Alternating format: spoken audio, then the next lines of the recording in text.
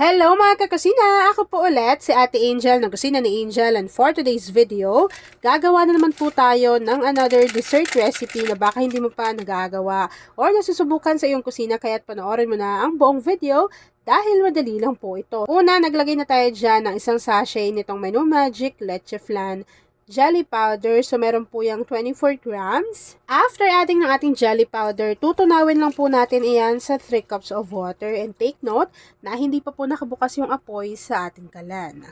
So, usually, ginagawa ko dyan, kailangan tunaw na tunaw muna yung ating jelly powder bago bubuksan na po natin yung apoy sa ating kalan at lulutuin lang po natin ito over medium to low heat para po maiwasan yung pagkabigla ng luto sa ating mga jelly powder.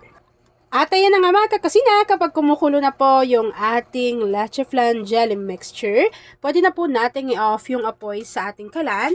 Kapag na-transfer nyo na to dito, hintayin nyo lang yung mag-set at mag-firm, and then gagawin na po natin yung next procedure. Hindi ako magsasawa na i-recommend sa inyo itong si Gaslight. Sobrang tagal ko nang ginagamit itong si Gaslight. Parang mag 5 years na. Pero nagkaroon na tayo dyan ng color red, color yellow, tapos itong color white. O, diba? So, kung gusto mo rin yan, yung biglang mawawalan ka ng gas, mas magandang meron ka nito sa bahay. Hindi mo na yan isasaksak pa sa kuryente kasi meron po yung ganitong cylinder. So, yun po yung kanyang mismong gas. Yan, ibang-iba po to sa mga butane.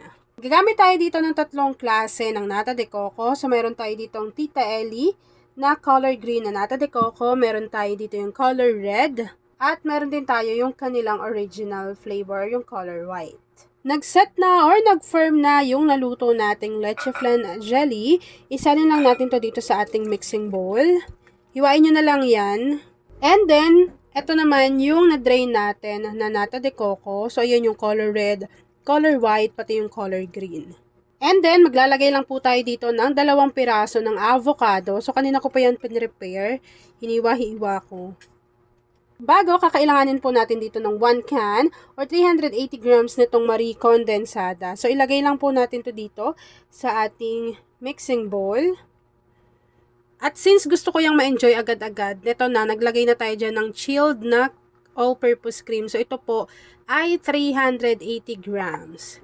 After nun, maglagay na tayo dyan ng 1 can or 370 ml ng evaporated milk.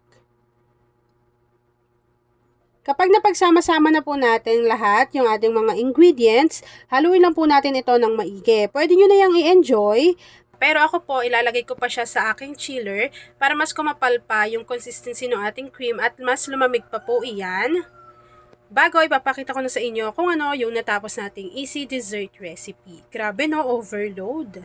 At ayan nga mga kakusina, kapag lumamig na po yan, pwede nyo na po yang i-enjoy.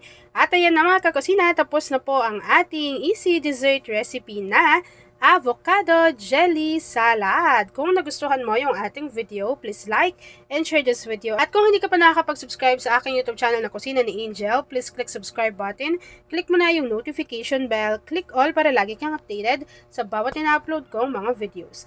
Yun lang mga kakusina, thanks for watching and enjoy this video. Palamigin nyo pa po yan ha. Tapos, pwede nyo naman na rin niyang enjoy kahit ganyan. Diba? Napakasarap. Yun lang mga kakusina. Thanks for watching and enjoy this video. Paki-share ng ating video, lalo na kung isa ka sa dessert lover.